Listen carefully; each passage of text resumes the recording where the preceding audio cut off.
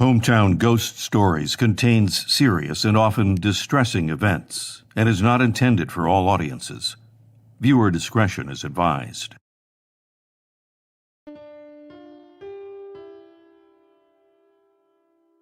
Sean and his brother Ryan stared at the ruined castle. It had only been 5 years since it had been set ablaze, but the structure still looked imposing. They were warned not to go play here, but their curiosity had finally been more than they could handle. They set their bicycles down and headed towards the massive structure.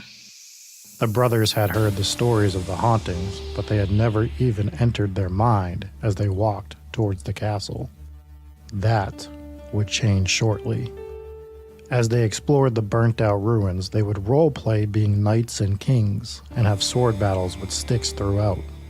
Quite frankly, this was some of the most fun the boys had ever had. In fact, they were having so much fun, they began to lose track of time. As they stood in one of the rooms and commanded an imaginary army to prepare for war, Ryan went and looked at the sky and saw the moon beginning to creep into view. "Hey Sean, we need to get going. Mom will skin us alive if we're not home for dinner," Ryan said to his brother. Sean took a look at the growing shadows on the ground and agreed. So they started walking through the castle towards where they left their bicycles. As they walked, a little girl ran through the room they were in frantically. "Please help, my sister, she's going to get hurt," she wailed. The boys wasted no time and began to follow this girl outside of the castle. Right as they did, they saw a girl up high, on an edge, and before they were able to call out, she began to fall. The other little girl let out a scream, and the boys rushed to try to catch the falling girl, but as they looked up, she disappeared into the air. Sean and Ryan looked at each other, both mouths agape. Then they looked back towards the other little girl, yet no one was there. They decided they needed to leave this place and started running back through the castle the way they were originally going. After a few minutes, they were entering rooms they were unfamiliar with and now couldn't find a way out. "I told you we should have just walked the outside," Ryan yelled at his brother. "Cutting through was the fastest way," Sean snapped back. "Well, where the hell are we then?" Ryan said as he pushed Sean. Before things could escalate anymore, Ryan looked at his brother and said, "Do you smell that?" "Yeah, what the hell is it?" The smell was putrid. A mixture of rotting flesh and food permeated throughout the air, and it was getting stronger. The boys looked around but saw nothing. A few moments later, they heard something shuffling towards them. A shadow overtook one of the doorways of the room. Panic set in, but there was no other way to go. As the boys looked towards the doorway, an outline of a person entered the room. As it passed by a window slit, what remained of the sun shined directly on it, and they saw the ghostly figure of a man's transparent, rotting corpse heading right towards them. I'm Rob Coakley, and this is Hometown Ghost Stories. Leap Castle, County Offaly, Ireland.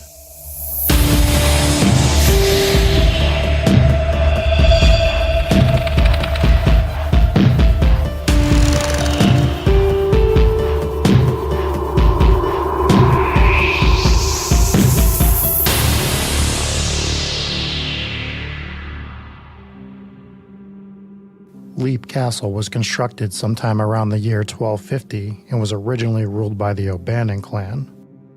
In fact, the original name of the castle was Leap of the O'Bannons, based off a historical story associated with the clan. 2 O'Bannon brothers were challenging for leadership of the group, and they came up with a deadly challenge to determine who would lead. They would climb up the rocky outcrop of the castle together, followed by both leaping down. The way to win this challenge? Simply be the survivor. Either way, the O'Bannons weren't even the true rulers, as the clan were secondary chieftains to the O'Carroll clan, who would rule the castle for hundreds of years. During this time frame filled with fighting off seizing attempts and tragedies, they would eventually lose power of the castle in 1649. This is when the castle would be handed over to Jonathan Darby, who received it for his accomplishments in the battles of Ireland. However, there is a conflicting report that he actually received it by way of marriage via one of the daughters of the O'Carroll clan.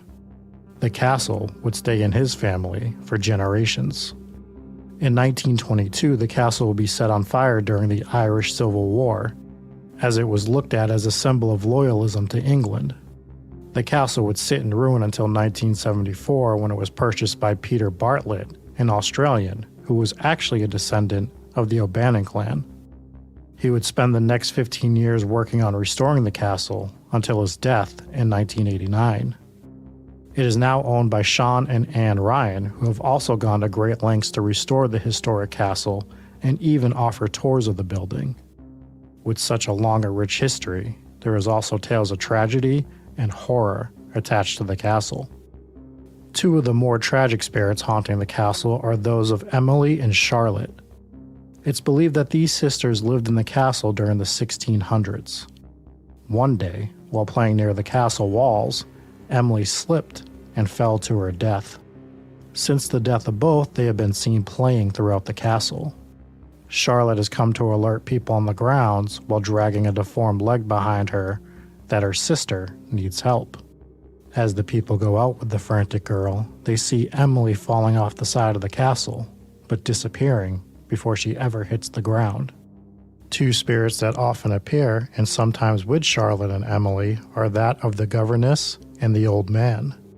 The governess, also referred to as Nanny, will appear with the little girls, but has also appeared on her own. A couple at lunch one day saw a lady near the fire in the main hall, dressed completely in Victorian-era clothing. As they stared, the woman looked back proudly, and just as soon as she appeared, she was gone. The couple were previously arguing about ghosts in the castle being real. The man said that he stopped arguing after this incident. Also by the fire in the old hall, a spirit of an old man has shown himself. The description for him is much more in-depth than that of a normal spirit. It said that he's usually wearing a green cutaway coat, knee breeches, shoe buckles, and holding a leather bag in his hand. The old man will try to stop people as they're walking by to have a conversation, but soon vanish once the people look away. There is a room that had sinister accounts before the fire destroyed the castle. The murder hole room, also referred to as the muckle hole room, lies somewhere within the walls. No one is sure which room it is, but it's been narrowed down to two possible rooms, one on the north wing and one on the south. One room is blue and the other is red. The most accurate description of the hauntings comes from Mildred Darby, who lived in the castle, which I'll read now. I put my hand out of bed, snapping my fingers to call my dog. My hand was suddenly in the grasp of another hand, a soft, cool hand, and at a temperature perceptibly below my own flesh. To say I was astonished would mildly convey my feelings. After a few seconds of steady pressure, the other hand let go, and almost simultaneously, I heard a sliding fall, like the collapse of a large body at the foot of the bed. Then, in the absolute stillness of the room, there sounded a deep human groan, and some half-articulated words, or to be accurate, prayers. People have complained before, in fact. We don't generally put anyone in there now. The room is called the muckle or murder hole room, and the story goes that the stain on the floor is the blood of a man stabbed there by his brother. Two O'Carrolls quarreled over the ownership of the castle. The room had been disused for 50 years or more when we did it up. The stain has been planed off the board several times, but it always comes again, creeps up from below in a few hours. This quarrel leads us into our next haunting. The Bloody Chapel is considered the most haunted location in the castle. The location is said to be haunted by many spirits, but there is one story that sticks out more than the rest. In 1532, Mulrooney O'Carroll would die and control of the castle would be up in the air. This would lead to fighting between brothers and eventually murder. One of the brothers was a priest. The priest would begin mass one day before the arrival of his brother to the church, which was taken as a gigantic insult. Enraged, the other brother would storm up to the priest, pull out his sword, and slaughter him in front of the entire church. Ever since then, the priest has been seen on multiple occasions roaming throughout the bloody chapel. He's also been seen on multiple stairways and exiting the chapel via the west door. What's unclear is if he's responsible for some of the other paranormal activity that occurs within the bloody chapel. People have seen a bright shining light pouring out of the upper windows of the chapel at night.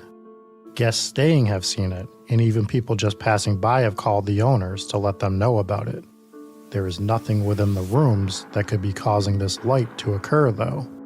Also in the upper hall, some guests have smelt rubber as they walk through the area. Within the chapel sits one of the more terrifying rooms of the castle, the Oubliette. Oubliettes were originally used to store valuables or hide in during an attack on a location. The one at this castle was used for far more sinister purposes. The O'Carrolls used it as a makeshift dungeon during their time in control of the castle. The way in is a narrow hole with a trapdoor covering it. They would fling the dead and dying bodies of their enemies into this space. Once thrown in, the prisoners were completely left alone and forgotten about. A pair of stories showed just how brutal the O'Carrolls could be. The clan was known to hire mercenaries to help win battles from time to time. They hired the O'Neill clan, who helped them win a significant victory. Afterwards, the O'Neills were invited back to the castle for a feast. What they didn't know was that the feast was poisoned. As the clan could barely move, the O'Carrolls cut their throats and then tossed their bodies into the makeshift dungeon. This would happen again with the McMahon clan, who were also murdered in their sleep and tossed into the room. After the Darbys took over the castle, they cleaned out the dungeon, and it is believed that a minimum of 3 cartloads of skeletons were removed from the room. Some say this is what awoke some of the spirits of the castle, including the elemental, which we'll get to shortly. Sean Ryan, the current owner, has seen the spirit of a man walk from the bloody chapel and disappear into the Oubliette on multiple occasions.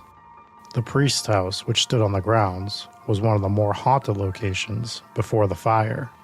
There were multiple reports of the spirit of a man who dressed like a monk that would appear. Another spirit of a man dressed like a peasant is said to appear pushing a heavy barrel up the staircase. Just as he reaches the top of the stairs, he loses control of the barrel, which begins to roll back down the stairs and then disappears. The creepiest was the spirit that would get into bed with you, though. Multiple guests reported to Mildred Darby while staying in the rooms of a presence laying in bed with them, pressing a great weight against them. When they would look, there would be no one there. The Red Lady is another ghost that haunts the castle throughout. A tall woman in a red dress carrying a knife has been seen repeatedly. It is believed she was kidnapped by an O'Carroll and he forced himself on her. Keeping her hostage afterwards, she became pregnant. 9 months later, the baby was born and the clan killed the child, claiming they couldn't afford to feed it.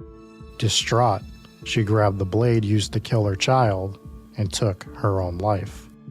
Although seen throughout the castle, her presence is mostly seen and felt in the Blue Room, which at one time was the nursery. Finally, this brings us to possibly the most dangerous of all the spirits that call the castle home, the elemental. There have been mentions in text of a troublesome spirit since almost the beginning of the castle, and many believe this to be the elemental. The reason it's there is unknown, but there are several theories. It is known the castle was built on sacred ground of old ruins, and some believe this is the reason the elemental resides at the castle now. One of the local myths is that one of the O'Carrolls died in the castle from leprosy, and it's the spirit of this particular person. Another one of the myths is that Gerald Fitzgerald, the Earl of Kildare, once attacked the castle, and he was a known magic user. Some say that during his attack, he placed a spell on the castle to burn it from within. The final theory ties directly to Mildred Darby, who is known to participate in occult activities. Some believe she may have accidentally released it shortly after removing upwards of 150 bodies from the Oubliette. The elemental is said to not appear unless severely provoked, and the current owners haven't seen it. There are multiple reports written on the appearance of the elemental, though.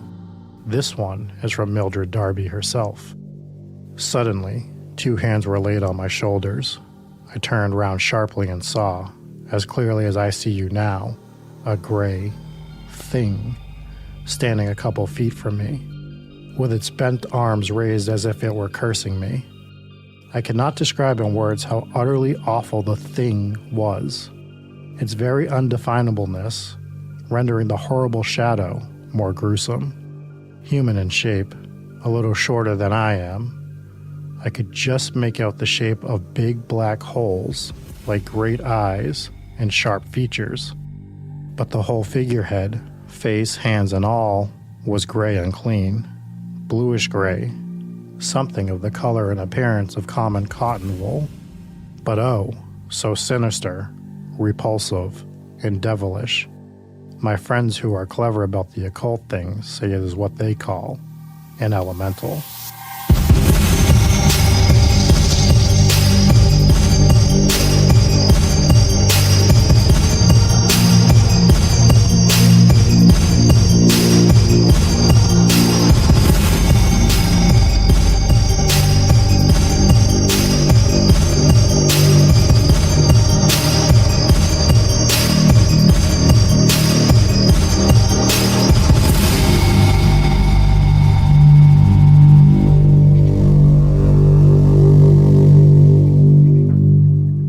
Well, hello, and welcome into Hometown Ghost Stories, episode number 60. We made it to 60 episodes, folks. I'm Jesse Wilkins. I'm joined by Rob Coakley. Hello, Rob. So I've made reservations for one, for Dave, and my newly constructed Oubliette. Will you be attending? Well, I have to. It would be rude not to. It would.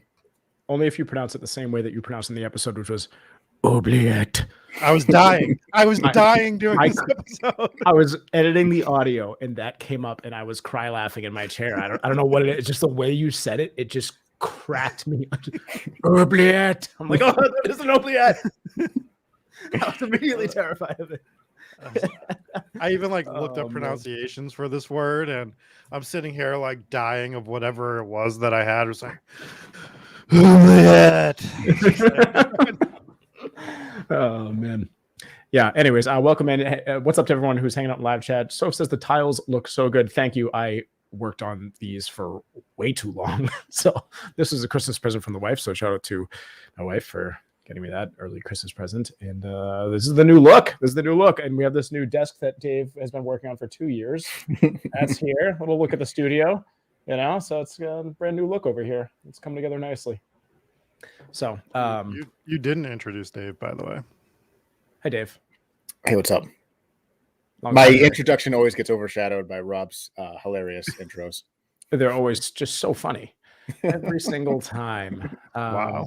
Yes. So welcome into everyone who's hanging out. Hey, Jesse, I've also made reservations for you for my Oubliette. Just now. For your what? Just now. For my Oubliette.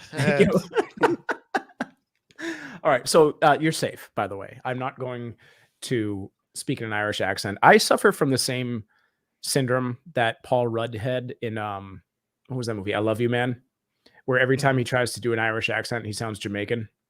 So I'm not even going to bother because every time I try to do an Irish accent, somehow it comes out Jamaican. So, Rob, I just sent a private message to I would like you. It's 4 words. I'd like you to read out loud if you could. No. Just do it, please. I don't. What is it? I'm not doing that. Just look at it. I'm looking at it. I'm not doing it. This is. I don't trust you. Just do it. It's fun. It's. You haven't established trust with me. There's nothing that it could just. You're looking at them. They're 4 innocent words. Just read them out loud, and I'll explain after. Well, that's the first word. Just you got to read them together. Oil as a sentence. Beef is the third, and hooked is the fourth. The worst.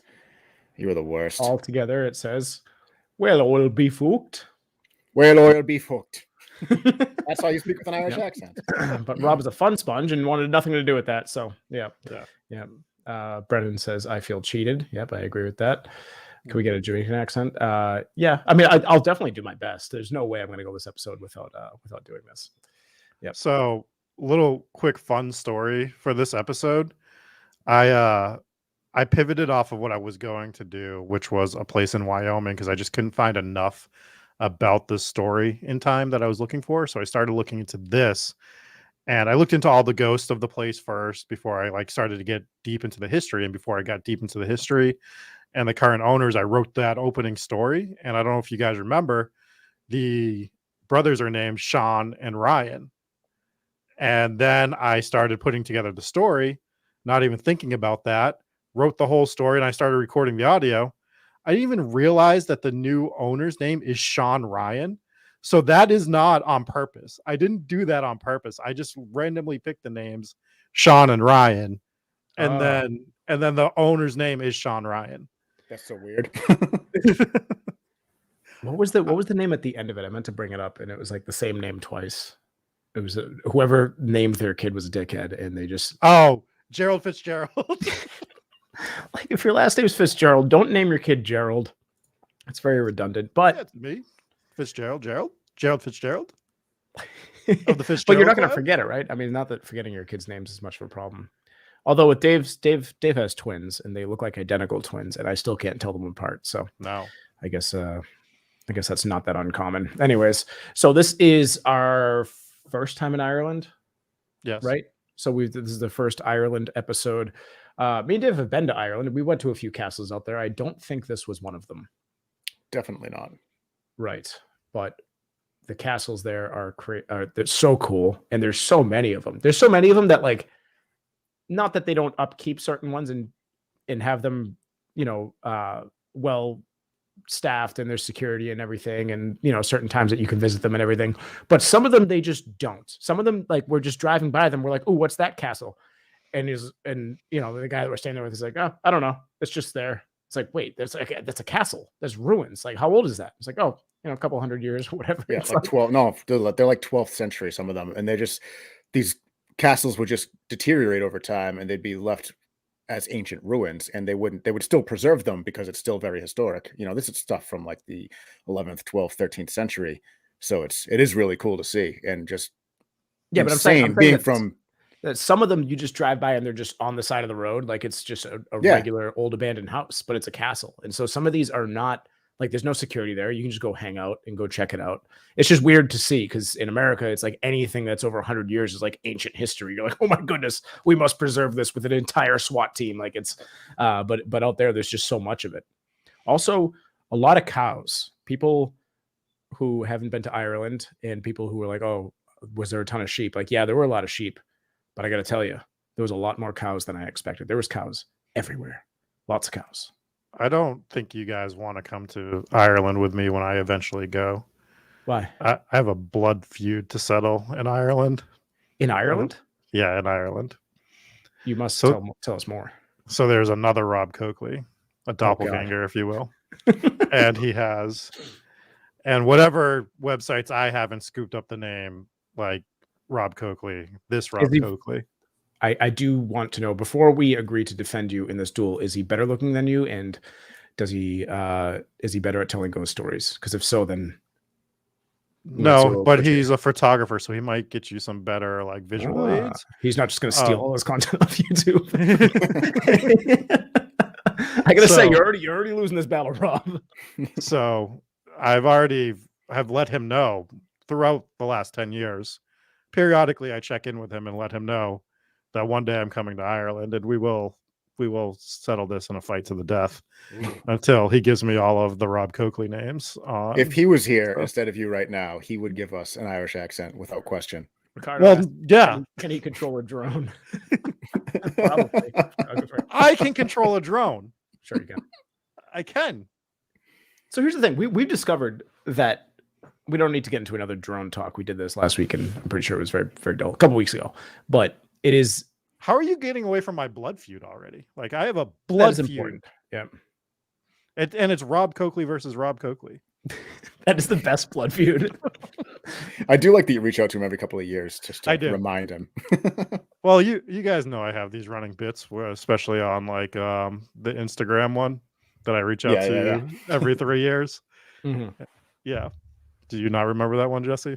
Oh, I do. Yeah. It's a great one too.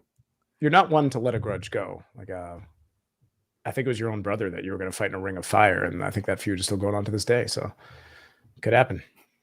Ian Yeah. Burkhardt said, "Just droning on." Which Yeah. I was going to make that pun, but I was like, I better not. They're going to give me shit.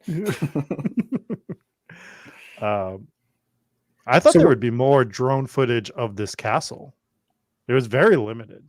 I was very disappointed in Ireland and the other Rob Coakley, who should have a drone and should have flown it. This is why I'm the better Rob Coakley. You're a photographer and you live in Ireland and you don't have a drone that you And flew over. you don't even make your Yeah. cameras fly. Like, come on now. What are we doing? Fake Rob Quick shout out. Coakley. Quick shout out to Captain McSlugs for the $1.99 in super chat. Thank you so much. You're Or- supposed to or write less words money. on that. Or his comment is just $1.99, but I'm pretty sure that that message is a different color because he actually donated us money. He will not stop giving us money. Thank you so much. Appreciate that. Yeah. Rachel says that there are castles and cows. That's Nightbot. Castles and cows. That's pretty much what I saw in Ireland. Very green. Shocker. But it's, Remember when that herd of cows just followed us back to our this hotel there? this where we does were staying? not sound scary, but this is actually the scariest story that we've ever told on this podcast. So It really is. Me and Dave, we hop over. There's like a big wall behind the house that we were staying at, and we thank you, Papa Squatch, for the fake $2 in super chat. That is the same color as a regular color, but he's still one up to you, Andrew. So don't ever be one upped. Anyways, so quick story. This is actually the most terrifying thing I've ever experienced in my life. So the house that we're staying at, we hopped over a fence, and it's not a fence though. It's like a probably about a 10-foot cement wall that they have in their backyard. And now I know why. So we start walking through this field and like, oh, there's cows up there because of course there's cows everywhere. So we walk through the first pasture and then we're getting closer to the cows. We walk up to the second one and we're like, we should go pet a cow. We're just dumb teenagers. I don't know. We're just going to go pet a cow. So we're like, all right, let's see. So we start getting closer and then like it starts aggressively moving towards us. We're like, oh, wait, this is an aggressive cow. I didn't know that was a thing. And then all the cows, I'm talking like maybe 20 of them in that field, they started moving towards us. And then like 1,000 other cows from all the other pastures also started moving towards us. That's an exaggeration, but maybe 100 cows total. And It was easily 75 at least. And they congregated and they're following us. We weren't running because we were nervous. We were just like steadily walking back towards the house we were staying at. And they just followed us the whole way. But then and then at one point, the bulls started like bucking heads with each other. And like, we were like, oh my God, we got to get out of here. And we were so nervous, but they followed us literally all the way back. And our parents are like, where did you get 75 cows? We hopped over this, like we scaled this wall, like we're being chased by murderers. And it was literally the most horrifying thing I've ever experienced in my life. I'm enjoying all of these comments. Papa Squatch says, moving towards you. Herd of murder cows, traumatic cow experience, herder cows. So it also sounds like you two have a blood feud to settle when we go back to Ireland. Absolutely not. We could probably just schedule this all for a one thing. It's Rob Coakley versus Rob Coakley and Dave and Jesse versus 100 cows. 100 cows. Would you Dave, rather fight one doppelganger the size of a cow? Dave, how would you use your MMA training to strategically take down a herd of cows? We run away and scale a 10-foot wall. That was what his training kicked in and helped us out there. So, anyways, let's talk about some actual ghosts because we survived that story. So no ghosts in that cow situation. There's so many ghosts to talk about in this place. There are lots. I was reading and it's just like it just kept going and going and going. And there's reports from even before the castle was built that they think that there was stuff here because it was like an old ritual site that they built this castle on. So they think that there may be spirits here from even before, the date of which this castle was built is disputed, sometime between the 12 and 1500s. So that's what we're dealing with on that aspect. But yeah, it's crazy how old this castle is and that there could be spirits like lingering here from long before. When I heard that, because I was doing some research into it, when they were like, they believe that there could be ghosts from even before the castle was built. And it's just too much for me to process because the castle's been there for so long. It's just like, that's too much. I do want to touch on Andrew's comment before we get too far away, because Captain McSlug says that they may have been practicing Muay Thai. That's pretty good. Like how Brennan says, imagine a herd of Robs chasing you. Hey, it's quite possible that all of those cows could have been named Rob. Sorry, that joke failed terribly. Terrifying. And then, yes. Captain McSlug says maybe it was Native American burial ground. I find that highly unlikely. That one does not count for your bingo cards. I know what you're doing. 0% chance that this castle was built on Native American burial ground for obvious reasons. We don't make the rules. I'm pretty sure, like burial sites, there are rules. Fair. So yeah, there is a potential, and so jumping into probably the ghost we should end with, but because we're talking about how old this place is, we went through all the theories of why there might be an elemental spirit here. And mine feels like my theory is, how do we know the elemental spirit hasn't just been here since before the castle was built? Like, that's part of what this ritual place was, and that's why there's an elemental here. Right, and I think it might be something demonic. If it were up to me to make a decision on it, I would say this was more likely formed out of the tragic events that took place, like the mass murders and the executions and all that kind of intense murderous activity that took place. A lot of times that's when you can get something that's a little bit more demonic that can spawn. So, Dave, it's elemental, but others say it's demonic. Can those two worlds collide, or are we going with we don't make the rules on this one? I have heard them referenced interchangeably. I've heard elementals referred to as poltergeists and spirits, and I've heard them associated with demonic, like at the Sally House. Right. You've also had like poltergeist and demonic crossroads as well, where either the hauntings are similar or the two could be the same thing at the same time. And it's a little confusing, but I think it's kind of, who are you talking to? What evidence is being collected? And certain people are going to say it's one thing, and some people may take a look at it from a different perspective and say it could be something else. So, right. And like a demon is typically like a religious term, but you don't know if it's just a religious term for an evil spirit, which could also be a poltergeist. It just depends. I feel like so many of these things overlap in different ways, just depending on different cultures, different religions, different perspectives, and different experiences. Yeah, and the other thing that's interesting about elementals is this is another one of those spirits that like crosses cultures. So there are variations of elementals amongst many different cultures. We were just I was just going to say, we were just talking about the Native American burial ground, and we were like joking about it, but they had elemental spirits. So we're seeing them in Europe as well. And I think there's even some Asian cultures that had variations of elemental spirits as well.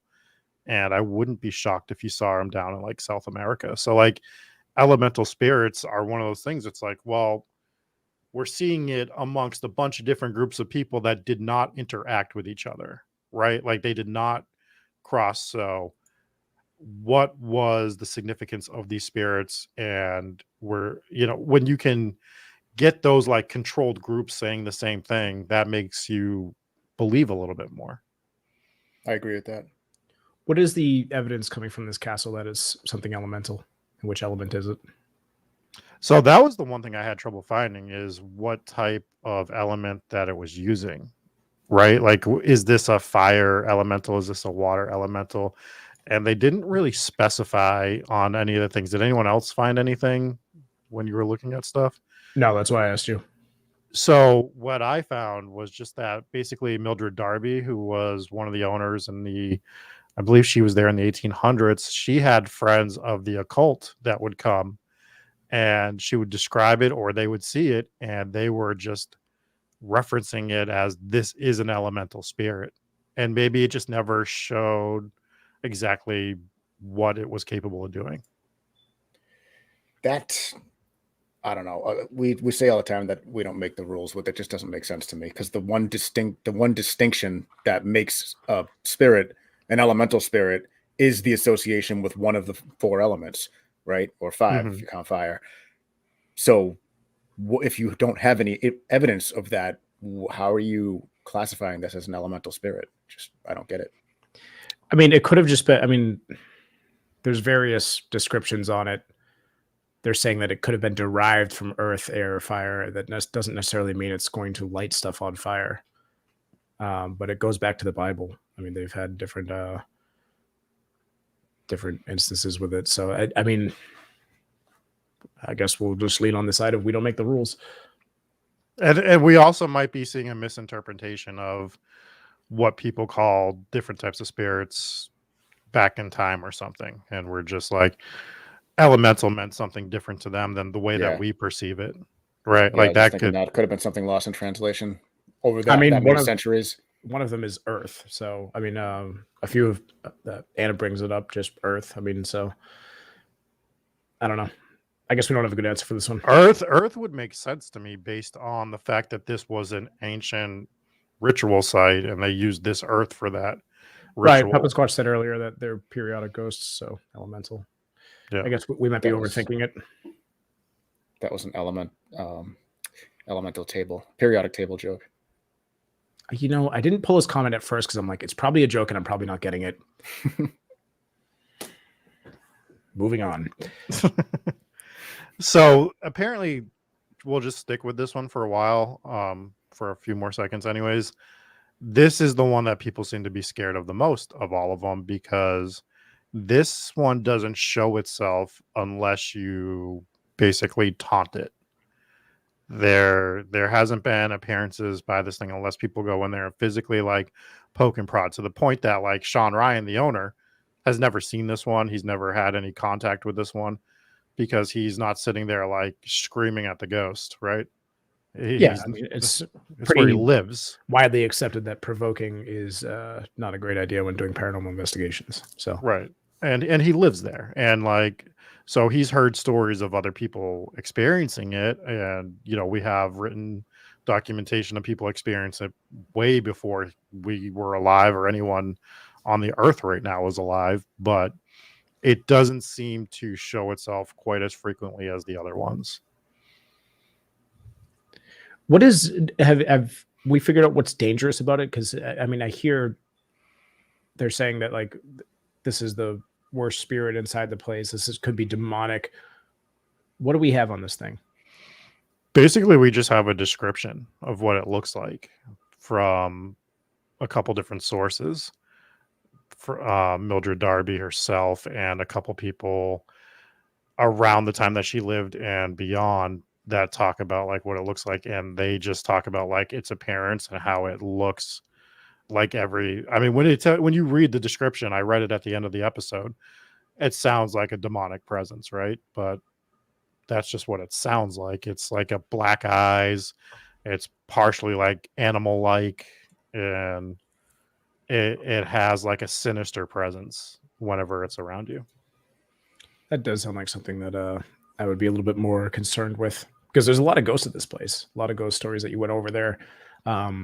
It's a heavy hitter. I mean, it was covered on, I think, like Scariest Places on Earth. I believe Ghost Adventures went there, as well as a couple other YouTubers and stuff. So there's definitely something there. There's definitely been, it's definitely well known. It's widely regarded as the most haunted castle in Ireland and one of the most haunted locations in all of Ireland.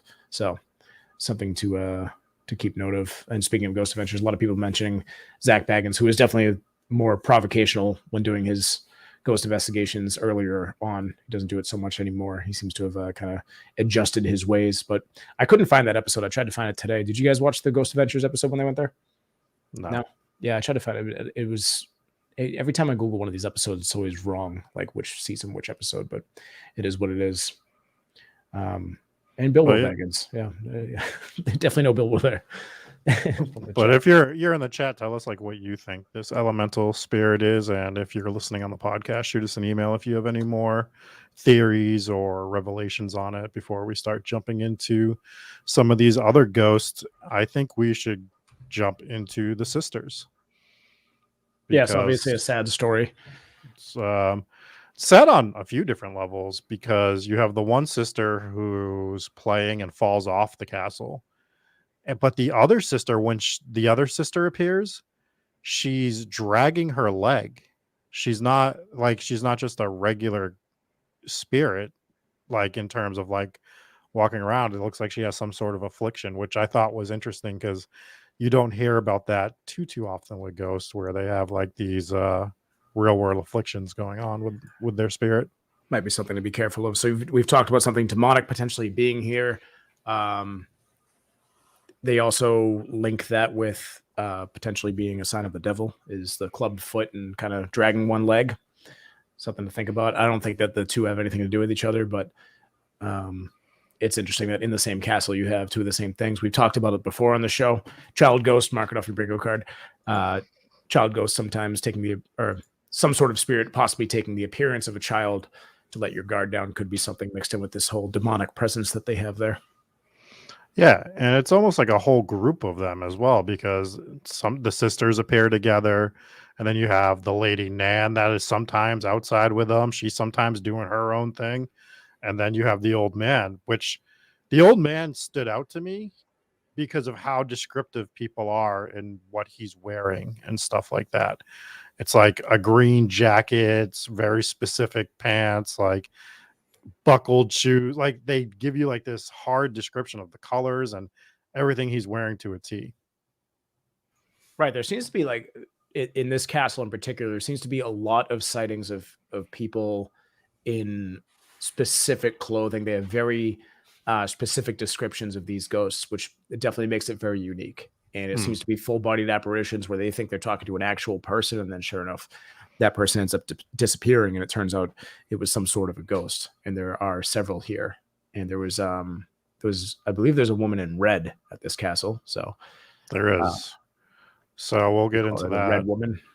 Yeah, so we can jump into that one if you want. So her story is that they believe she was taken by one of the O'Carroll clan, which we haven't even gotten into. Like they seemed like they were bad people.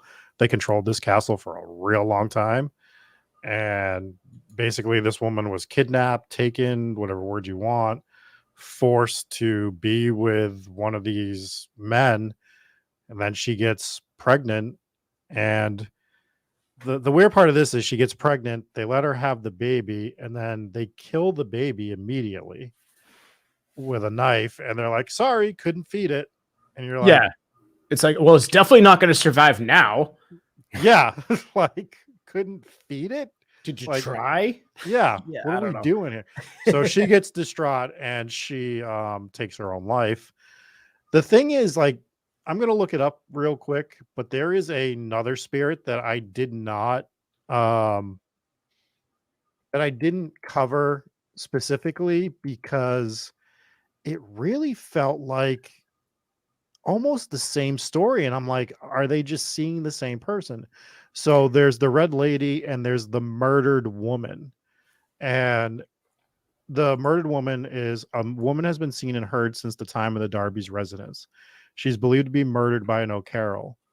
And then there's a woman with very few clothes and a red cloth over her face. She screams loudly twice and disappears. And it's like, why can't is this the same spirit? Either way, because it's horrifying. Yeah, it's terrifying, but doesn't that sound a lot like the other story? It does sound similar. So I wonder if that's either the same ghost doing different things or different interpretations of the same story. Also, it could have happened more than once. Like we said, this clan was not good people. I would guarantee that if they did it one time, they didn't just do it one time, right? Yeah, so this zero chance I want to go to any of their dinner parties. Yeah, Everything sounds awful. It's like everyone who owned this castle was like, and then when their entire family was murdered, the next family took it over. Then their entire family was murdered, and then it burnt down, and then their entire. It's like, dude, don't buy this castle. You are doomed. Do not do it. Not going to end well for you. You're going to end up getting red weddinged. It's not good. Yeah, it sounds like their castle definitely is just full of banshees. You know, Ireland being the place where banshees originated, and that both of those ghosts fit that description of that type of ghost perfectly. Basically, a woman who died and was wronged in one way or another, and then haunts and screams. Yeah. And also definitely don't be one of the clans they hire to join their war, because they're just going to take you out right afterwards. Like you said, at the dinner party. Like, right. What? Dave, to go back to what you said, I think that is very valid. I mean, obviously we had covered the banshees in our history of ghosts side content, and We did. went deep into that. And obviously, we just said it, or originates from Ireland. We have screaming female ghosts in this castle. Could very well be a banshee. And I mean, hell, if this thing was around during the time when all these armies and families were getting slaughtered, who's to say that they didn't get that sign of death from the banshee? That is dwelling within this castle. It could absolutely tie together. Rachel had said cursed castle. I think it's absolutely possible. Just stopping in, I have to rewatch the show. Welcome in, Derek, and thanks for swinging by and enjoy. We appreciate you being here. Yeah, so I mean, there's a couple different tales of that, and I think what we need to get into next, basically, is the Bloody Chapel. That is potentially the most haunted place in the entire castle. I think when they decided to name it the Bloody Chapel, that was really dooming it from the beginning. Yeah, that's probably what they started with, for sure. Imagine if there's just a church down the street that just named themselves that, and they're like, oh. Or it's just the Irish people. That's how they talk. Go to Bloody Chapel. There Can't it do is. it. Can't do it. It's not. No, British. I'm sorry. Oh, go to Bloody Chapel. British. There was no hands that time, though. That's probably why you couldn't get it. They're not Italian, the Irish British folks. I mean, you do it with every accent you do anyways. You find a way to throw the hand up. Hey, I'm 25% Italian. This is how we talk. All right. Good. 25% of the time, every time. Yeah, really selling it for me. Rachel asked a good question. Actually, I pulled this one up. She said, "Could it be that the elemental or the demon could be affecting what's going on inside the castle?" I would lean towards yes, but honestly, this is just how it was back in the day in Ireland. This is probably not uncommon at all, and this is probably not exclusive to this castle whatsoever. But I wouldn't rule it out. I mean, I think people can be driven to do terrible things if there's any sort negative energy. Yeah, for sure. I think absolutely, especially if it's a demon. You hear that all the time with these stories that involve demons and demonic hauntings, is that there's just a constant cycle of chaos and evil and just negativity overall. So good point. So within the Bloody Chapel, we see another story of brother. You open up the castle with two brothers that are vying for leadership of the castle, and their decision is what we're going to do? We're going to go climb up the side of the wall all the way to the top. And then we're going to jump. And after we jump, we're going to see who lives in the live. This is your Irish accent? And who lives is the ruler. They're Irish, but they're from Christopher Walken. Yeah. They're from New York. I'm walking here. I'm Christopher Walken here. So I'm just going to say, when Rob finally does go over to Ireland and he loses his duel to the supreme Rob Coakley, this is basically what's going to happen between me and Dave when we're fighting for ownership over hometown ghost stories. And we're going to have to... We don't have to fight over ownership of hometown ghost stories. I own hometown ghost stories. Hometown ghost stories. Wait, how did the story go? So they both climbed and just jumped, and would they both die? That's no duel. They just said the one that lived won. It's awful. I would still do that. I wonder how many times they're like, I know, that's what I was thinking as I'm reading the story. Were they was there a whole who goes first? Are they trying to jump at the same time? It had to have been at the same time, right? Yeah, you would think so, because I'd be like, oh, I'm definitely going second on this one. There's no way I'm going first. So so we have that story of brothers. Then you get to the Bloody Chapel, and this story repeats itself in the fact that now two more brothers are trying to take ownership of the castle. One's the priest, one's just a regular, I don't know, guy walking around with a sword, apparently. And the priest starts mass before his brother gets there, which was this gigantic insult. It'd be like if, you're really generalizing non-priests to think that everyone at that time who wasn't priest. There's three jobs. There's three jobs there. It's you are a priest. You're a peasant, or you're royalty. That's it. Yeah, or you carry a sword. I don't know. What? It's not like they were going on Monster or Indeed and my skills are I carry this sword around all day, and according to every movie, that is actually accurate. Everyone had a sword. Yeah. So he pisses his brother off by starting mass early, and he just goes up and he stabs him in front of everybody. Just Because why not? So, Because you can so do then they that. both survived the jump then. What? Wait, is this? Are we talking about This different is story? a Didn't different- they do the jump? This is a different set of brothers. That's what I Oh, said. That okay, the I'm sorry. original set of brothers did that. This set of brothers are the ones that are in the bloody chapel. And so he stabs the priest brother and takes control of the castle. And ever since, there are reports of different ghost activity in the bloody chapel dating back to before the fire and everything like that. Like, So the fire was not long ago. That was in the 1920s, wasn't it? It's literally 100 years ago. Well, compared to the 98 rest years ago. of the history of the castle, that's relatively recent. I know, but like every other show, we're like, can you believe something happened 100 years ago? Yeah, now it happens in Ireland. We're like, it's yesterday. Yeah, it just happened Yeah. like a week ago. We don't want to deal with that. But yeah, so there's reports of like lights in the windows. Stephanie said everyone had a sword because of the herds of murder cows. I needed a sword at that moment. So yeah, that's what happened with that one. And they were seeing like these lights in the church in the windows of the church. And clearly this is before electricity and stuff, just like beaming. And to this day, they still see those lights coming out of those windows. Not candles. Not candles, just like bright lights, almost like you would think it would have to happen with electricity. So, and that's also where the Oubliette is. Say it. Say it with an Irish accent. Oubliette. This is why Rob doesn't do accents. I need that to be my text tone every time you text me. I was trying to recreate my deathbed recording. I was just sitting here like, so many more words to say on this episode. Definitely put an emphasis on the oubliette, though. Oubliette. Oubliette. Oubliette. It is a really fun word to say. It is. It is a fun word to say, but the oubliette is ridiculous. What they were doing is like we talk about like how ridiculous these like dungeons and torture methods were. Dude, the O'Carrolls just didn't care. They were like, you know what? We're gonna throw you in this hole.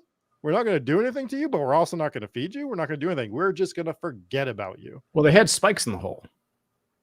Oh, did they? At one point, or at least it's believed that they do. Yeah, so they would fall, hit the spikes, and if they didn't hit the spikes, then they just wouldn't feed you and they just leave you there. Terrifying, right? Like you're almost like I'd rather hit the spikes. You almost hit the spikes. Yeah, that is terrible. So that whole situation was just like, and then I was looking into it, and this isn't the only castle that did stuff like that with the oubliette. So No, you see that all the time. The trapdoors. One sec. Yes, I had it right in front of me 2 seconds ago. The other castle. Captain McSuss is a Mortal Kombat reference. Yeah, it definitely has Mortal Kombat vibes to it. Definitely. Thank God we don't play that game till 6 a.m. anymore, Jesse. Oh yeah, Those we were were the good, days. though. We were good. We ruined some 8-year-olds' evenings, that's for sure. We were really good until we played somebody that was really, really good, and then we would just put the controller down. Yeah, we're like, oh no, I didn't have to put the controller down. You never got to move it on that game. Yep. That's true. That was our history on Mortal Kombat. No one cares about our Mortal Kombat history. What they do care about is which Irish castles were notorious for using the oubliette. The other one in Ireland was the Belcaire Castle, and the person who ruled the Belcaire Castle was Grace O'Malley, who was largely considered to be the first female pirate. Hey, we got it. The chat was begging for the pirates, and there we go. We did it, boys. Hey. Rocking and rolling. But if you haven't read about Grace O'Malley, read about her. She's a badass. All right. Well, maybe we'll hit on her on a later episode. It sounds like we don't plan to. We are married. You can, Rob. Yeah, we're not going to be hitting on any female pirates, Rob. It's dangerous stuff. fair. Any other horrifyingly grim and torturous stories coming out of this one? So we hit. I mean, there's just like little other ones where you have the peasant. There's a sad one. The saddest ghost story I've ever heard happens at this one. It's this tall peasant man. He's dressed like a peasant, rolling the barrel up Oh, this up poor like guy. Yeah. this hill thing, and he almost gets to the top. And every time he almost gets to the top, he loses control, and the barrel rolls back down. And then he's doomed to just do it for the rest of like existence. That And I'm is like, the worst. This is what hell is. This Yeah. is what hell is. Yeah. This poor peasant. Yeah, I mean, like, I mean, we had a story about a girl falling off a wall, and I was like way more sad about like this guy that had to like continuously just relive not getting this barrel up the slope he's pushing it up. It's like, that sounds like the worst, the absolute worst. Brodad says at least Rob is hitting on female pirates rather than bathing with Ben Franklin. Hey, we all have our dreams. All right, we all have our dreams. It's called range, bro. Up the mandarin. It's called range.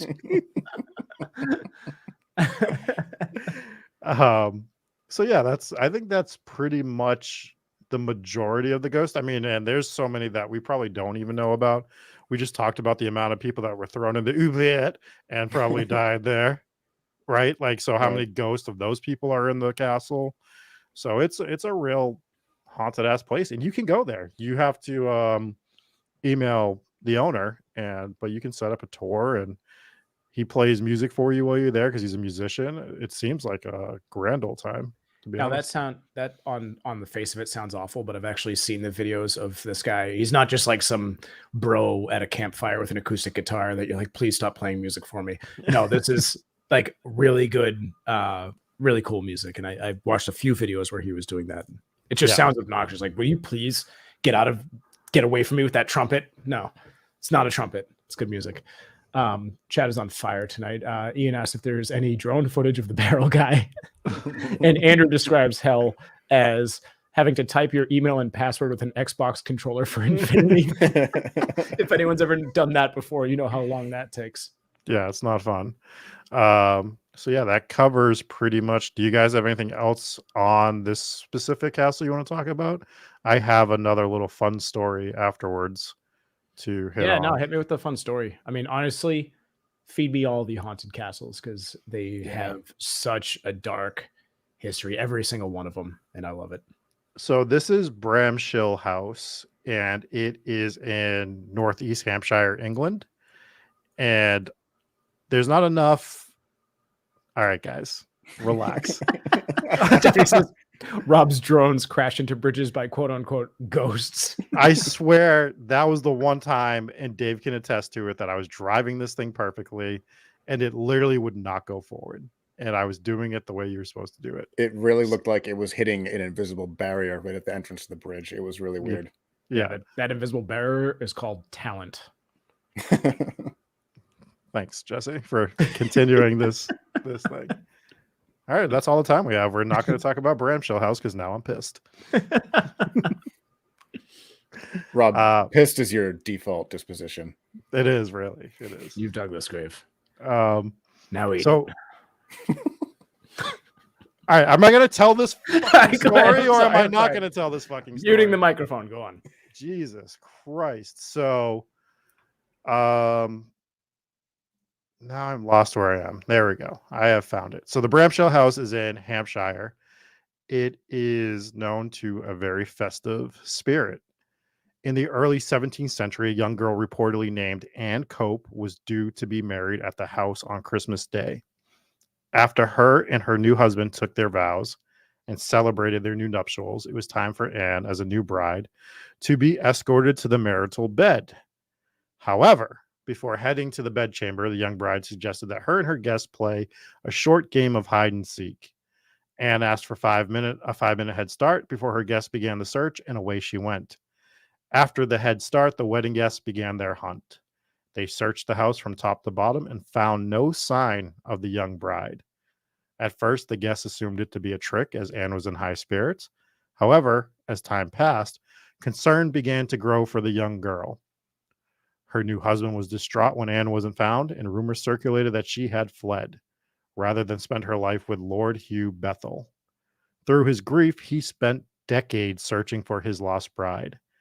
50 years after Anne's disappearance, the aging lord was in the attic of his mansion, still searching for clues. As he was knocking on some oak paneling, a hidden and previously unknown secret door suddenly opened. Inside was an elaborately carved wooden chest. Inside the chest, the skeletal remains of his long dead bride, still in her wedding dress, holding her bouquet. Inside the lid of the chest were crisscrossing scratches, a sign of the bride's futile attempts to escape. There's a quote from Samuel Rogers that says, "Oh, sad was her fate, in sport of jest, she hid from her lord in an old oak chest. It closed with the spring, and her bridal bloom lay withering there in that living tomb." And since then, there have been accounts of a ghostly white lady repeatedly passing through the Fleur de Lis room. Reportedly, Michael I of Romania asked to be moved to another room during his stay in order to not be disturbed by the young woman in white who passed through his bedroom every night. The bride supposedly announces her spectral arrival with her favorite scent, lily of the valley. So they even put a airy wooden chest on display if you go visit the place to this day. And she is known as the mistletoe bride. That is creepy. So is Rob reading poetry a bingo thing? Because that happens from time to time. It does happen occasionally, so you can probably throw that on your bingo cards. Oh, Cersei on the bingo card. She's going to visit. There she is. When I get old, which will be long after both of you, obviously. A few days. I am 21 years old. If you guys don't refer to me as an aging lord, then I don't want to talk to you anymore, because I just want to be called that. It's very good. All right. That's fair. Yes. I found that story, and that's from burialsofbeyond.com. That I read that. Hide and seek champion. Oh no.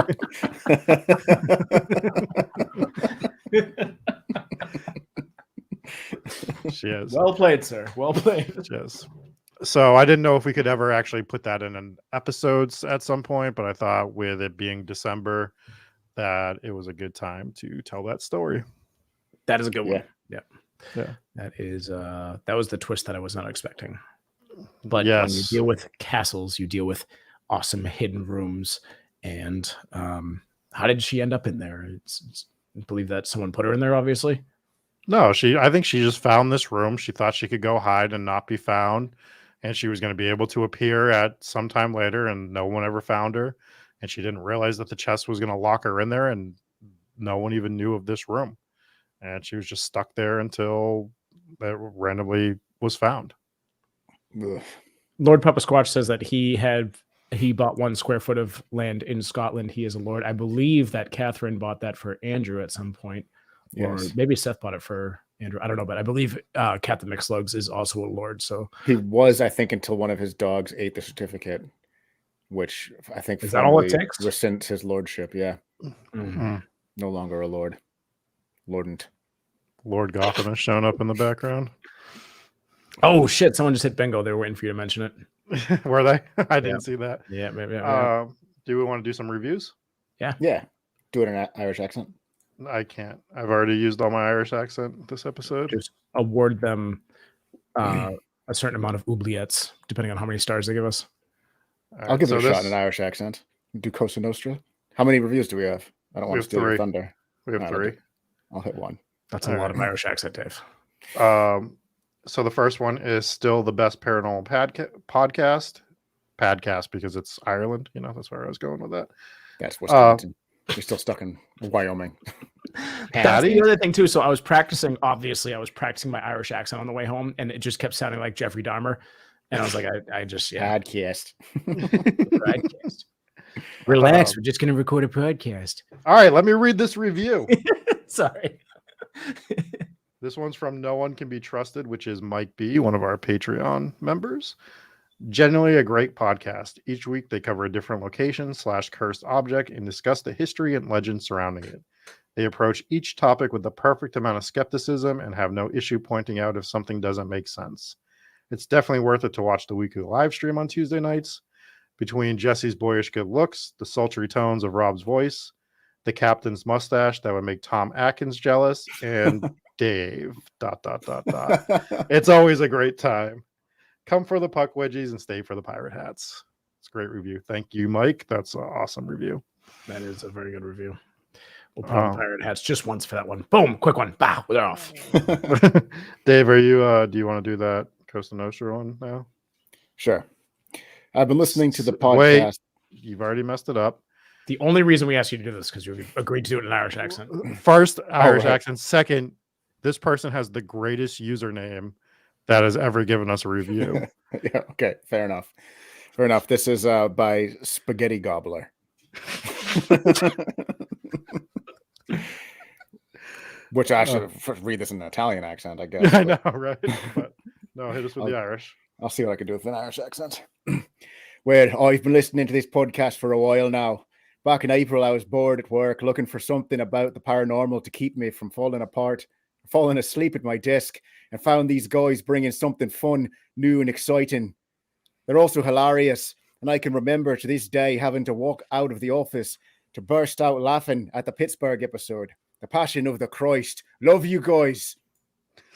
So good. That was actually really good. It was really good. I guarantee. How are you gonna wait till the end? I know. Of the podcast to break that out. Sorry. When chat was roasting me for not putting in the effort, I'm just self-conscious. I guarantee. And I sound like a Jamaican when I try to do it, or Jeffrey Dahmer, a Jamaican Jeffrey Dahmer. If you keep interrupting me this week on everything we do, I'm going to murder you. I'm afraid to interrupt you now, so I'm just pointing at you now. I don't know what else to do. Santa Claus. No one knows what that means, but yeah, they will. They will in a couple of weeks. They will. Maybe in a couple of weeks when you finish editing the episode, because there's so much you need to take out of that. Yeah. If you guys haven't watched saw the private chat I sent to Jesse Rob, but when you were trying to get through that story you were reading, I requested that he just interrupt you. I would have walked off. We have one more review. It's from Parzival. It's called Best Podcast, and it's been listening for nearly a year now. Thank you for listening for so long. That's almost the whole time we've been around, and have become a big fan. Listen to you guys every week. Always looking forward to the next story. Keep up the great work, guys. Thank you for that review. And if you're out there and you haven't left us a review, we would love for you to leave us a 5-star review on iTunes. Write something. We will read it on the show because we are suckers. And if you do something, we will read it, just like Ron Burgundy on a teleprompter.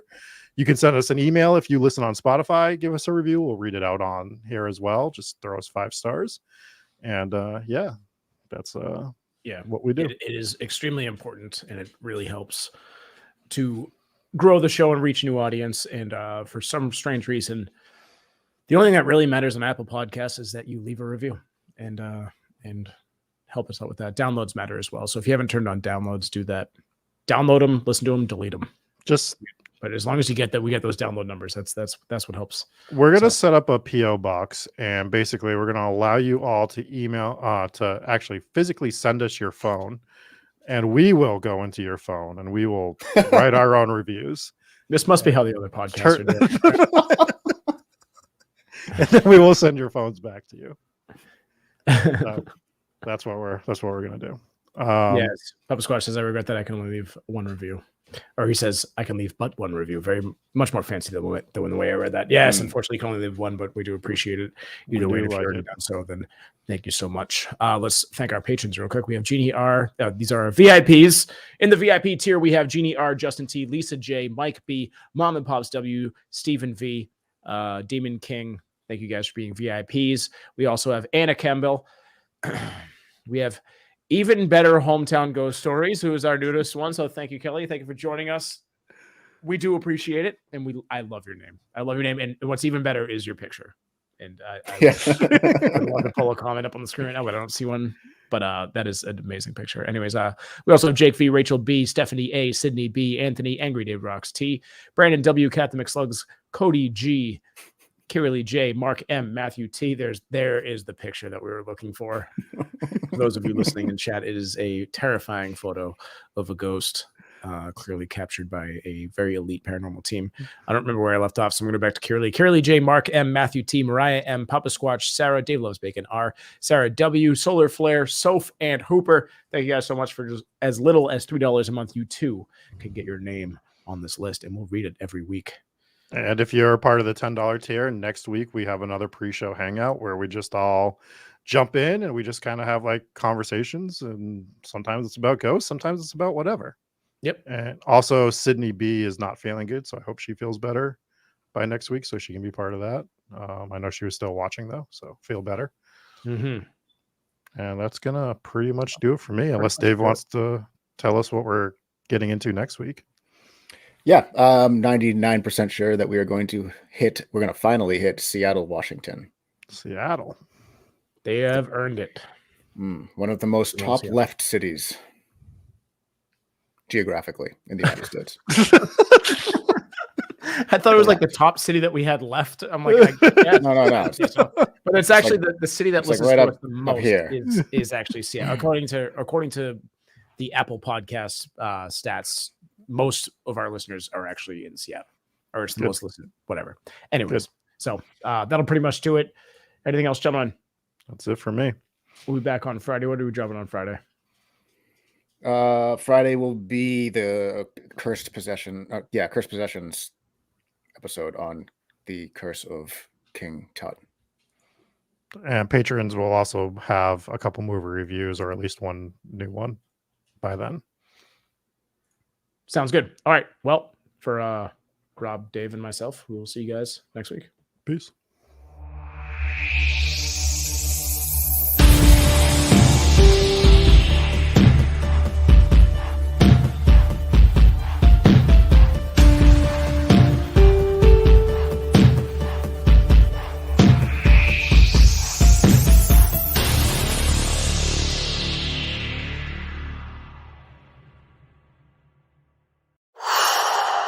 What's up, guys? Thank you so much for watching. I hope you enjoyed that video. Make sure you hit like, subscribe, turn on the notification bell so you know when we go live for brand new episodes, which we do every Tuesday night, 9 p.m. Eastern Standard Time. If you want to be in on the live chat, join in the fun and games, get your comments up on the screen. Make sure to join the live broadcast of the show every single week, Facebook, YouTube, and Twitch. We are live, so join us. I hope you liked it. Also, for as little as $3 a month, you can join us on Patreon and get your name officially in the credits. What more could you want? Well, for a few more dollars, you can get extra perks, some swag, additional side content, early access, all that kind of fun stuff. It's all available on Patreon. So swing by. Thank you guys again for watching. We'll talk to you soon. Bye.